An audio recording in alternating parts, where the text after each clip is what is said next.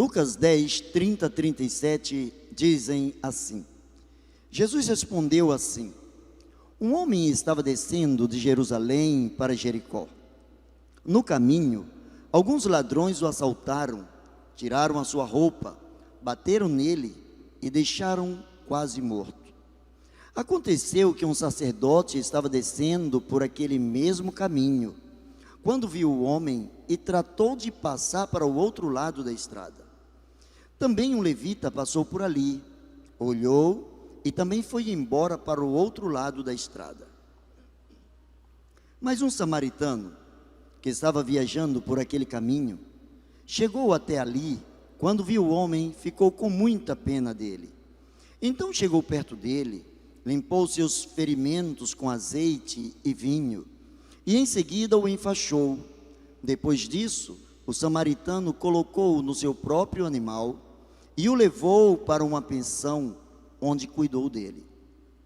No dia seguinte, entregou 2 moedas de prata ao dono da pensão, dizendo: toma conta dele. Quando eu passar por aqui na volta, eu pagarei o que você gastar a mais com ele.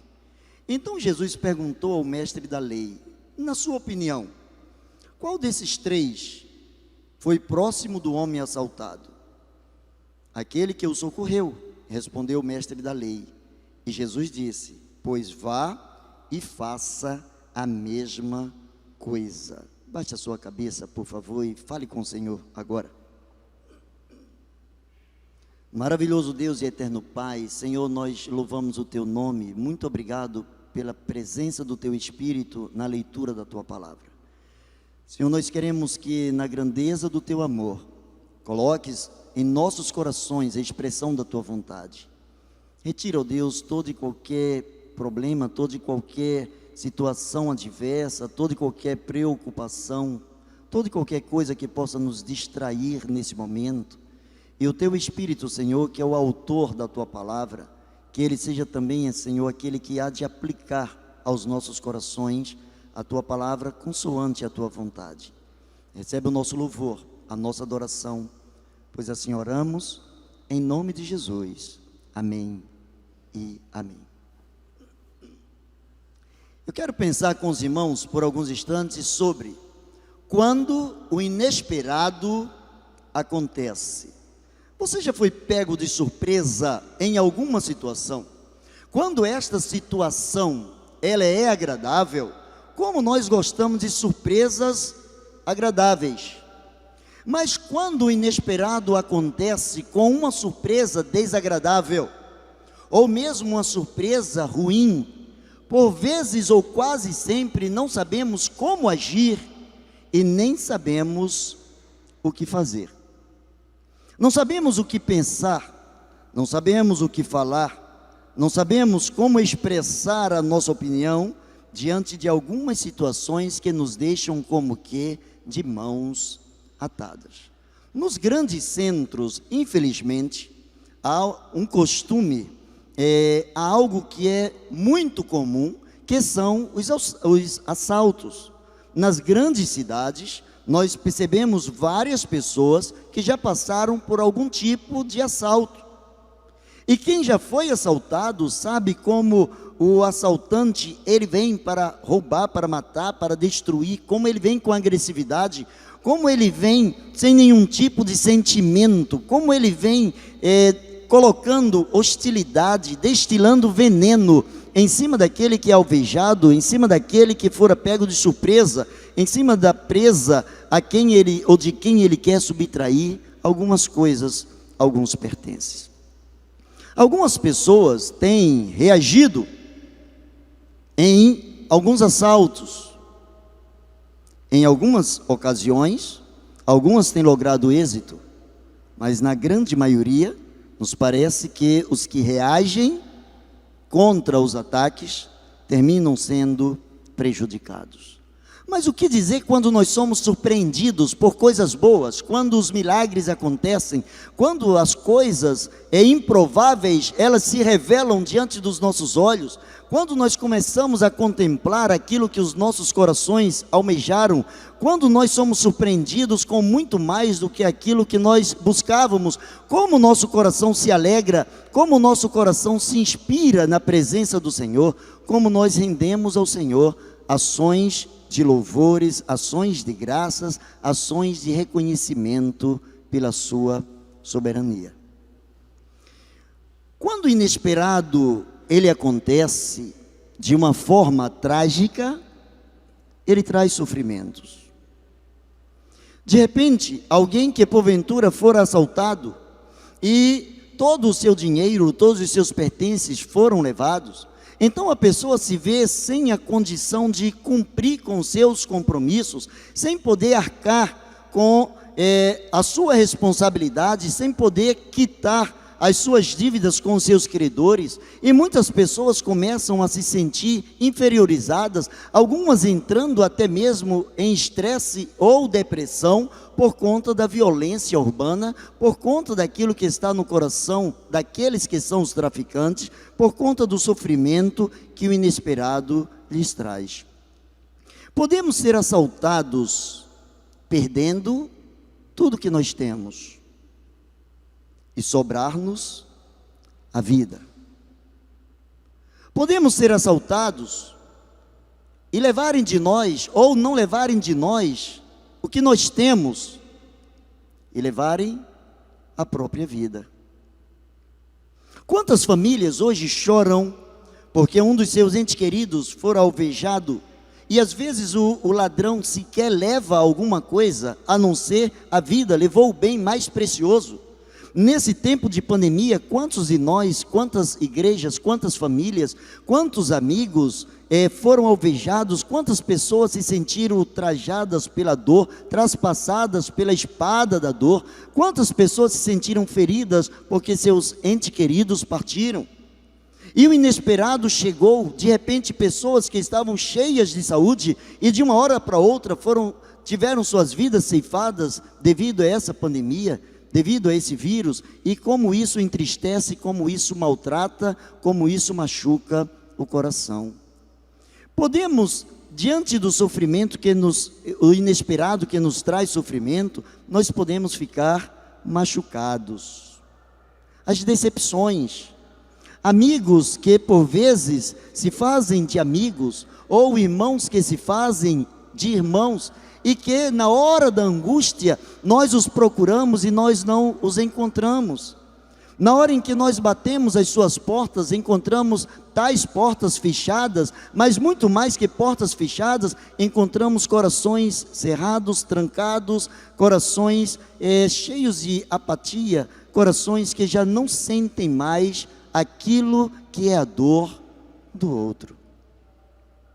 Como que nós sofremos, como que o ser humano sofre com as decepções, alguns pelas decepções amorosas, outros com as decepções por conta da falta do trabalho, do emprego, por conta de um desemprego, outros por conta da falta da saúde ou pela perda da sua saúde, ou em quaisquer outras áreas possíveis da sua convivência, do seu relacionamento dentro deste mundo, dentro dessa terra, dentre as pessoas ou com as pessoas com as quais nós convivemos.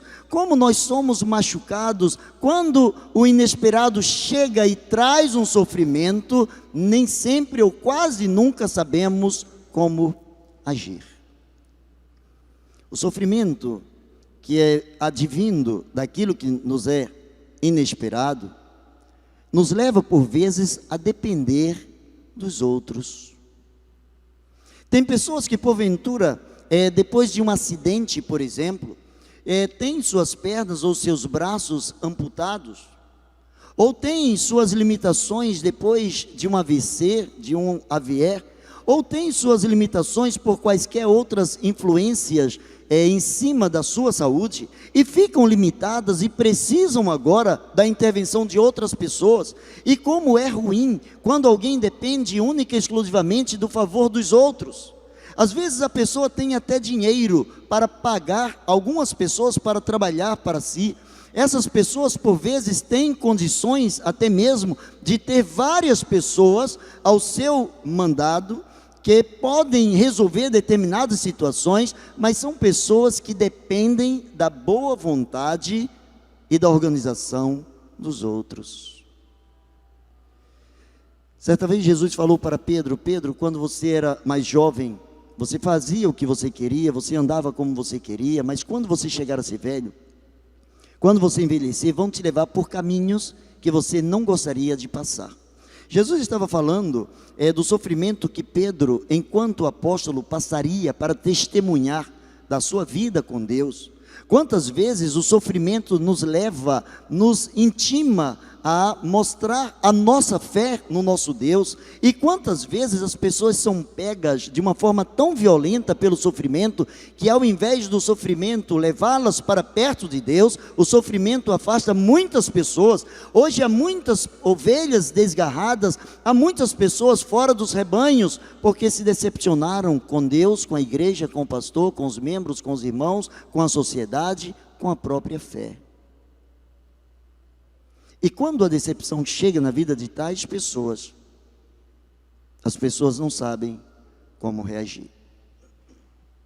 Você já deve ter ouvido de algumas pessoas o seguinte: interessante, fulano era alguém que tinha muita saúde, nunca teve nada, e de repente morreu.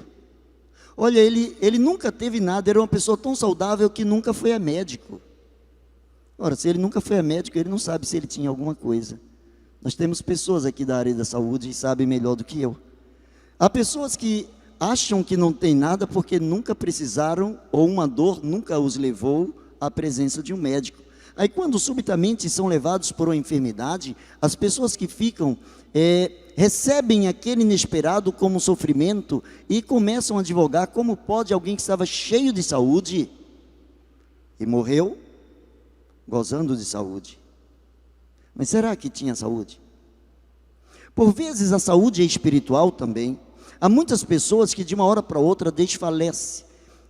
Muitas pessoas que desfalecem. Há muitas pessoas que de uma hora para outra desanimam na fé. Há pessoas que de uma hora para outra esfriam na fé. Mas eu quero dizer a você que quem esfria na fé de uma hora para outra não foi de uma hora para outra. Veio esfriando aos poucos. Se você pegar uma panela fervendo, você tirar do fogo e você colocar em determinado lugar, a panela ela não esfria de uma hora para outra. Ela vai fazendo a troca de calor, ela vai fazendo a troca de temperatura com o meio ambiente, até que ela esfrie aos poucos. O grande problema é saber, será que existia aquecimento interior? Será que existia tanta vivacidade quanto as pessoas traduziam pelas suas palavras? Que diz a palavra do Senhor que nem todo aquele que diz Senhor, Senhor, entra no reino de Deus. Não é estar ligado à membresia de uma igreja que te garante lugar no céu.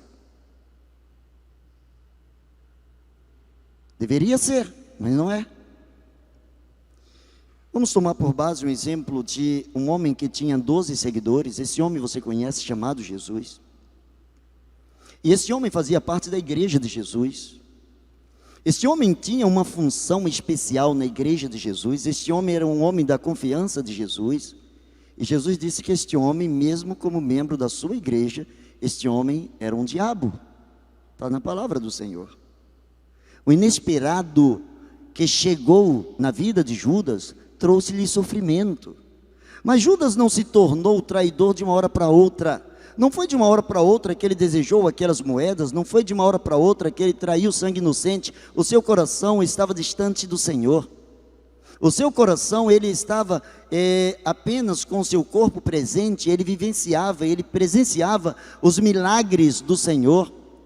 Mas existia alguém que dentro do seu caminhar, à beira do seu caminho, estava roubando, estava salteando, estava retirando dele aquele prazer de viver com o Senhor. O texto que nós lemos diz que um homem estava descendo de Jerusalém para Jericó, quando caiu nas mãos do salteador. O salteador, ele sempre está à espreita, ele sempre está na curva, sempre está num ponto cego, sempre está num ponto estratégico, sempre está numa situação em que nos pegue de uma forma inesperada, que nos pegue desprevenidos, que nos pegue em fraquezas. E quando ele encontra vazão para isso, quando ele encontra oportunidade para isso, o sofrimento que ele traz, ou as consequências das suas ações, só podem ser sofrimento em nossas vidas. Um dia desse eu estava ouvindo a entrevista de um jogador famoso aqui no Brasil, jogador de futebol. Ele é evangélico e ele disse: olha, o dinheiro começou a chegar, a fama começou a chegar. E eu sempre fui aquele homem de oração, aquele homem de jejuar, aquele homem de buscar a presença do Senhor. E quando os gols começaram a aparecer, quando o meu nome começou a ser estampado nos jornais, quando eu comecei a me tornar famoso, quando a minha presença em campo já incomodava as outras pessoas, eu comecei a receber aquilo como sendo algo de mim mesmo. E eu comecei a me engrandecer. E eu esqueci que eu era um servo do Senhor. E comecei a praticar coisas, e de dentro de mim fora sendo retirada, fora sendo roubado o prazer de servir ao Senhor. Um assaltante começou a tirar de dentro de mim aquele prazer de servir ao Senhor. Ele disse: quando de repente, numa jogada simples, boba, sem ninguém tocar em mim, eu senti um estirão, e naquele momento, quando eu caí chorando, Deus me disse assim: você é meu, e você precisa voltar para mim. Ele disse: dentre tantas outras vezes que eu me vi lesionado, foi a primeira vez que eu agradeci a Deus por uma lesão. Essa lesão me levou alguns meses separado do meu clube, alguns meses separado dos campos, mas isso me fez voltar para o Senhor. O salteador, ele tem tirado de muitas pessoas o prazer de servir ao Senhor. Tem pessoas que estão servindo ao Senhor no automático. No automático. Simplesmente porque acham bonito ou até acham necessários servir ao Senhor. Deixa-me falar uma coisa para você, que vai parecer aberração para você. Deus não está interessado no seu serviço. Deus não está interessado no meu serviço. Deus está interessado em você. Deus está interessado em mim. Quando Ele manda, até a mula fala. Então, quando Ele manda, todos trabalham em seu favor. Ele tem os anjos, Ele tem as pessoas que vão trabalhar, querendo ou não, de acordo com o mandado dEle. Ele fez Faraó trabalhar para que o nome dEle fosse engrandecido. Ele não quer que o inimigo esteja nos roubando à beira do caminho. E quando estamos no caminho, se você pega um caminho para determinada cidade, determinada direção, a menos que alguma coisa aconteça no caminho, o certo é que você vai chegar no ponto em que você precisa chegar. E quando nós nos colocamos na dispensação, debaixo da graça de Deus, quando nós vivemos debaixo da orientação do Espírito Santo de Deus, nós conseguimos perceber, quando estamos servindo ao Senhor, como diz o salmista, com alegria, ou quando estamos servindo ao Senhor apenas por obrigação, ou desmotivados. Quando o inesperado acontece, ele pode ser um escape, ele pode ser uma válvula, ele pode ser um momento inicial para que estejamos ressignificando a nossa história. Quando nós lemos esse texto, nós começamos a pensar logo no sacerdote, que não deu assistência ao ferido. Nós encontramos e pensamos logo no levita, que não deu assistência ao ferido. Olhamos com um gesto carinhoso para o samaritano que o fez, mas por vezes nós nos descuidamos daquele que fora ferido, aquele que fora pego pelo assaltante. Quando o inesperado acontece, nós podemos ressignificar a nossa história.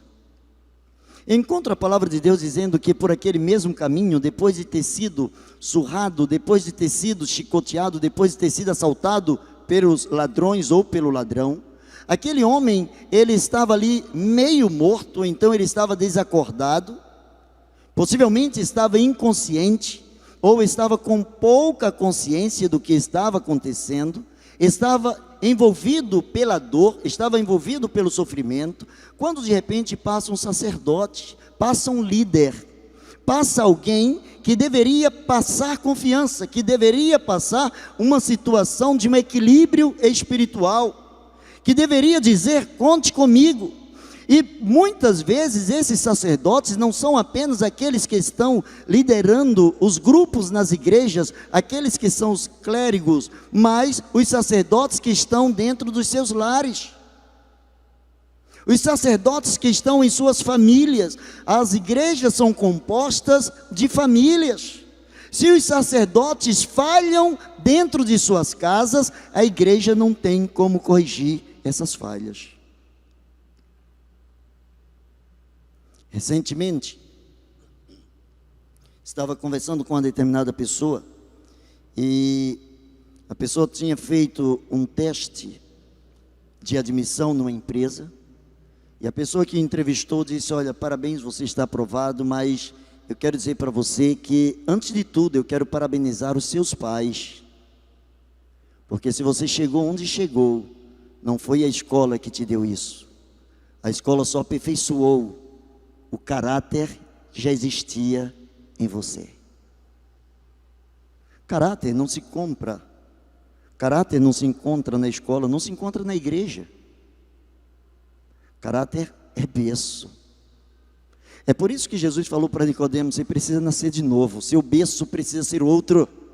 Você nasceu da carne, do sangue, mas você agora precisa ter o berço espiritual, você precisa nascer em espírito. Você precisa aprender o beabá com Deus, você precisa aprender a ler na cartilha de Deus, você precisa aprender a ser sacerdote na sua casa, junto aos seus filhos, sacerdotes, sacerdotisas, pais e mães que precisam inspirar os seus filhos.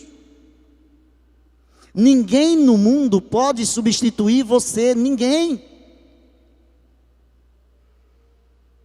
Por vezes eu escuto uma pergunta, geralmente das mães: por que eu não consigo ser amiga dos meus filhos? Ou porque os meus filhos não me veem como amiga? E eu tenho dito para tais mães e para tais pais: você não precisa ser amigo do seu filho, você precisa ser pai ou mãe. Alguém aqui escolheu o pai ou a mãe? Não.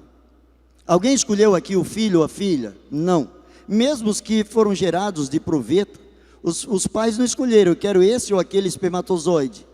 Você não escolheu o pai, você não escolheu o filho, mas amigo você escolhe.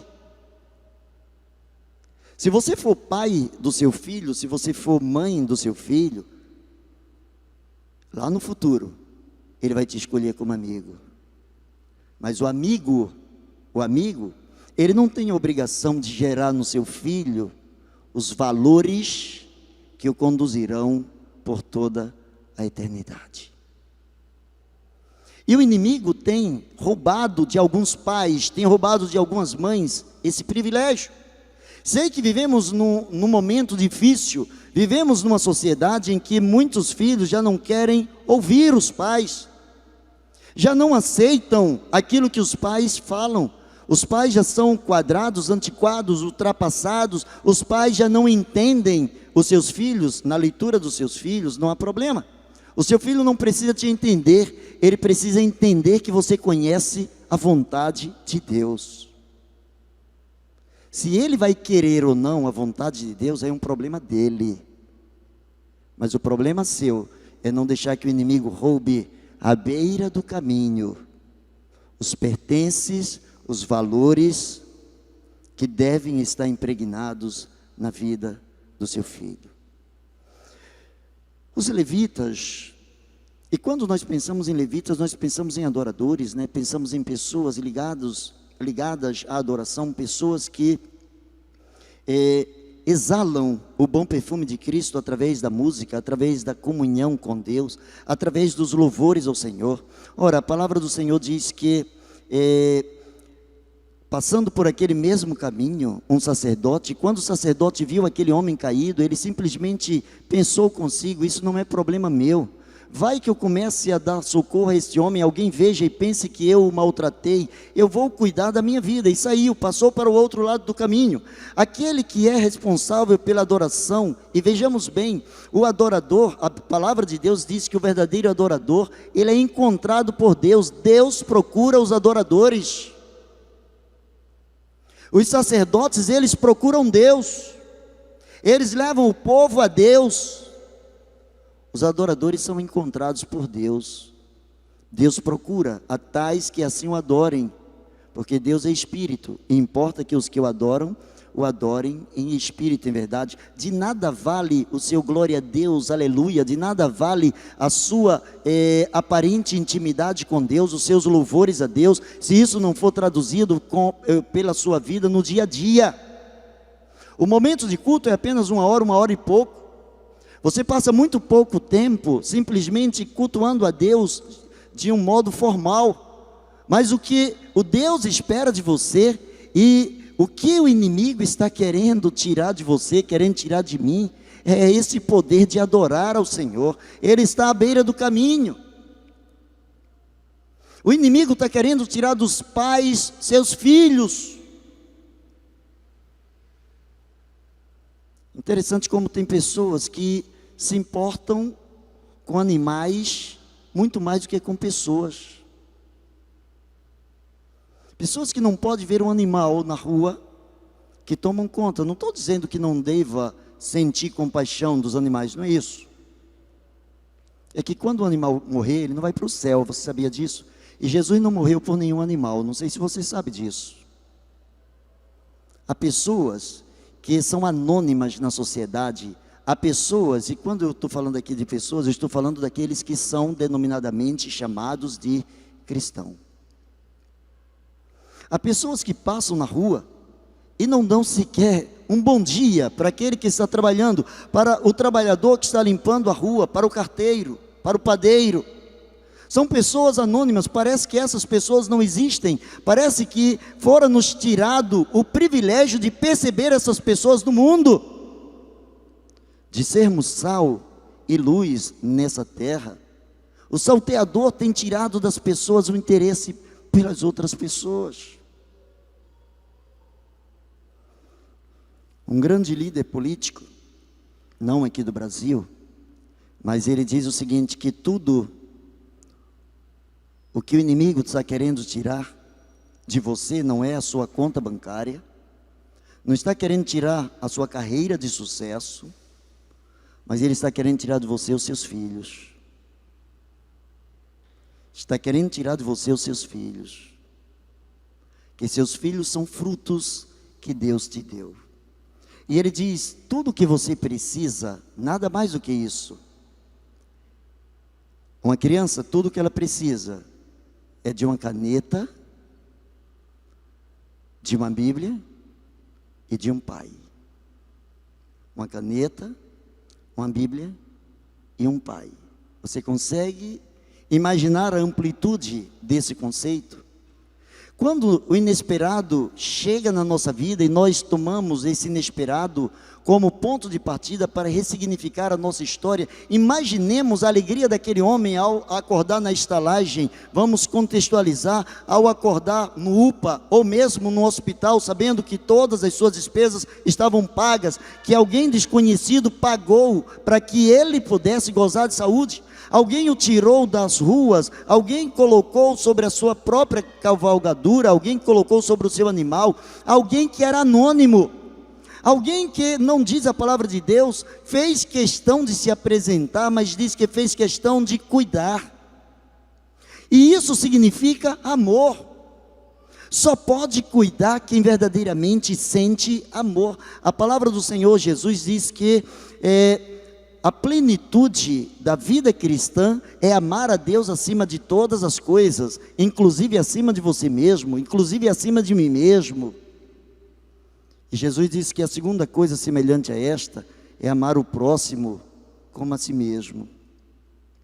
Tem pessoas que são capazes de levar o seu animal, levar o seu pet para um salão e gastar uma grana considerável, mas não são capazes de dar um prato de comida a alguém que está passando fome. Certa vez, uma pessoa influente na política, aqui na cidade, começou a se dedicar muito mais à questão do cuidado aos animais. E veio alegre falar com a gente, dizendo: olha, eu agora despertei uma consciência diferente, eu agora estou querendo cuidar de animais. E você conhece a semeia. Ela chegou para essa pessoa e disse assim: claro, que os animais não vão te cobrar nada. Por isso que você desistiu das pessoas. Porque você é incompetente para cuidar de pessoas. Às vezes, o inimigo vai tirando de uma forma tão leve, tão sutil das nossas vidas. Vai tirando das nossas vidas a sensibilidade que quando nós nos deparamos com a realidade, nós estamos feridos, machucados e não sabemos quem nos feriu, não sabemos quem nos tirou a alegria de prosseguir. Paulo, escrevendo aos Gálatas, ele diz assim: ó insensíveis ou insensatos Gálatas, vocês estavam correndo bem, vocês estavam num traçado, vocês estavam no caminho. Quem induziu vocês a sair da realidade? Quem induziu vocês a deixar o caminho, o alvo? Quem levou vocês a se afastarem dos planos de Deus? Quem levou você? Qual é a sua justificativa para não ser hoje a melhor versão de você mesmo? Talvez, eu me machuquei com o pastor, me machuquei com a igreja, me machuquei com a religião, me machuquei. Você pode ter se machucado com tudo e com todos, isso é coisa aqui da terra, é coisa do mundo. Eu quero saber se alguma vez Jesus te machucou.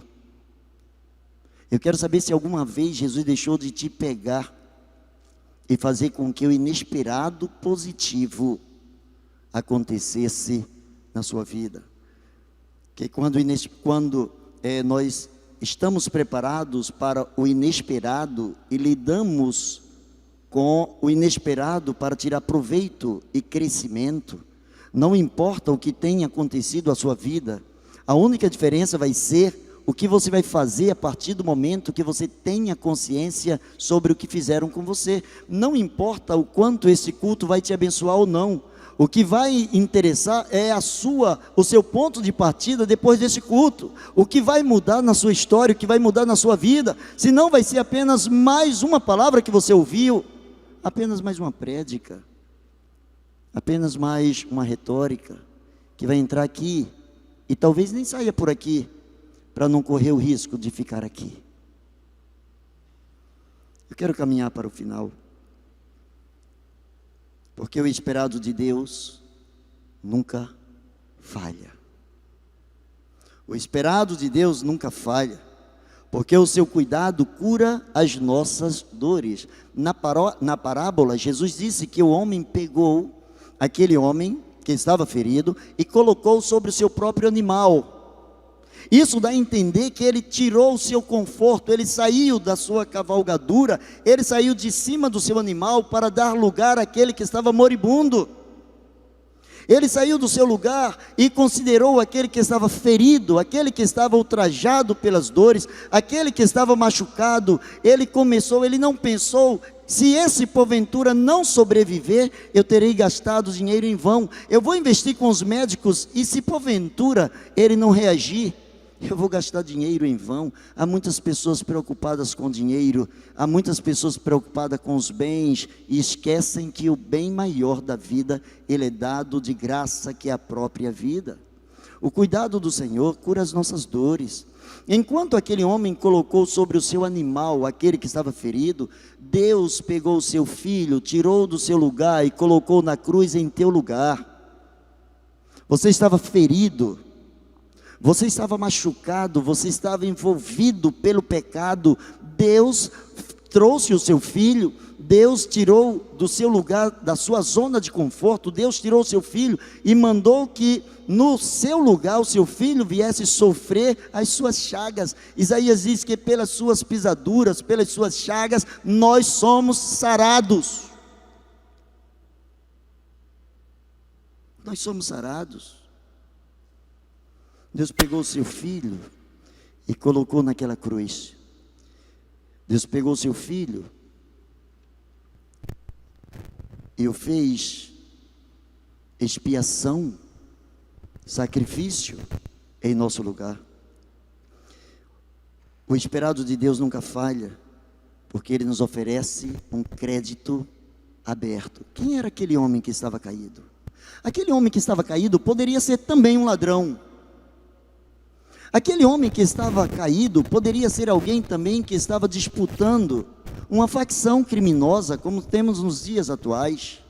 A Bíblia não diz quem era aquele homem, mas diz que o samaritano se compadeceu porque ele era um homem, era um ser humano. E ele lhe deu crédito: olha, cuide deste homem, faça por ele o melhor. O que gastar a mais, o que este homem precisar, o nome disso é crédito. É como se o samaritano pegasse um cartão de crédito e deixasse na mão dele: toma, o que precisar fazer pela sua saúde, quando chegar a fatura, eu pago. Deus pegou Jesus e nos deu um novo crédito. Aquele homem, se ele gastasse mais alguma coisa, já estava paga. A palavra do Senhor nos diz: filhinhos, estas coisas vos escrevo para que vocês não pequem. Mas se alguém pecar, olha o crédito que Deus nos dá. Se alguém pecar, temos um advogado para com o Pai, Jesus Cristo, o justo. Ou seja, Deus pegou o seu Filho, colocou na cruz, para que nós não pecássemos mais. Contudo, se algum de nós pecar, Ele se torna advogado diante de Deus. Ele vai defender a nossa causa diante de Deus, e Deus vai aceitar, Deus vai imputar a Jesus, Deus vai cobrar de Jesus, Deus vai colocar sobre Jesus o preço do nosso pecado, porque o seu sangue, diz a palavra de Deus, nos purifica de todo pecado. Se alguém pecar, temos um advogado para com o Pai.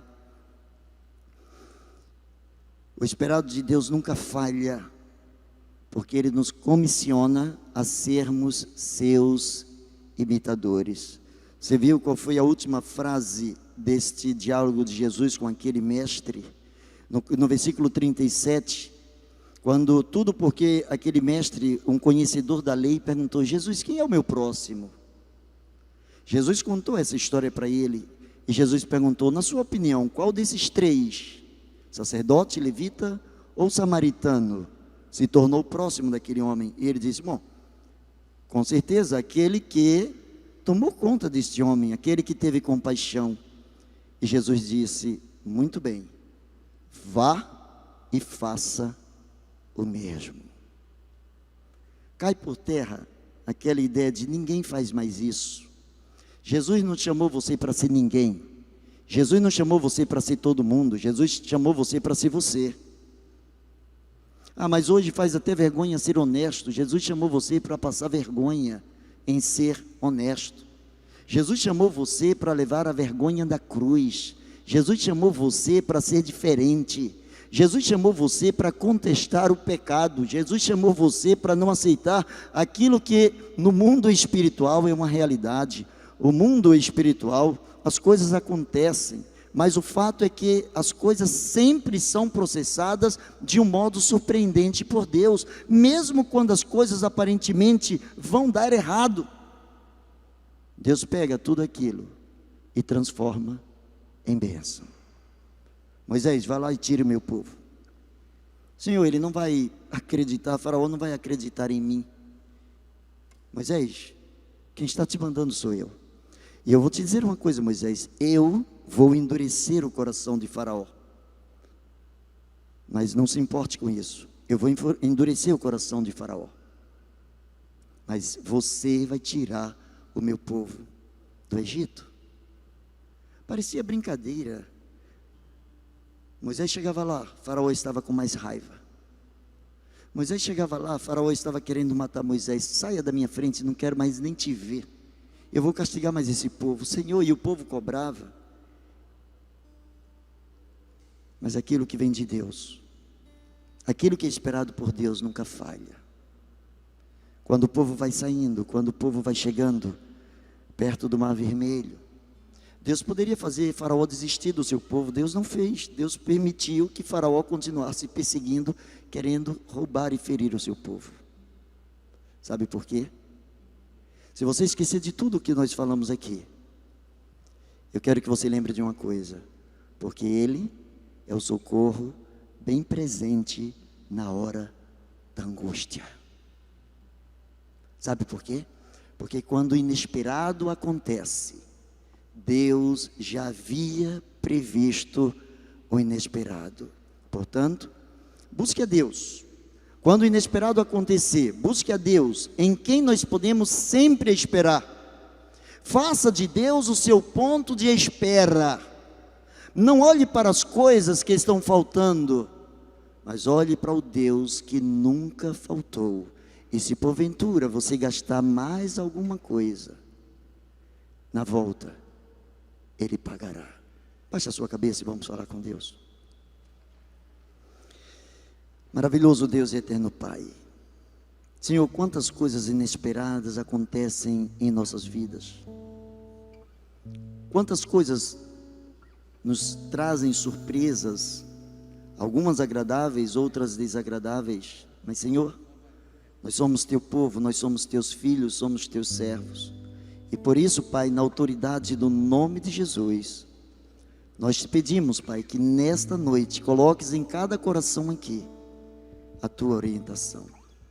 Ó Deus, cada vez que o inesperado acontecer às nossas vidas, que Tu sejas a razão da nossa espera, que Tu sejas o nosso ponto de confiança, que Tu sejas o nosso porto seguro.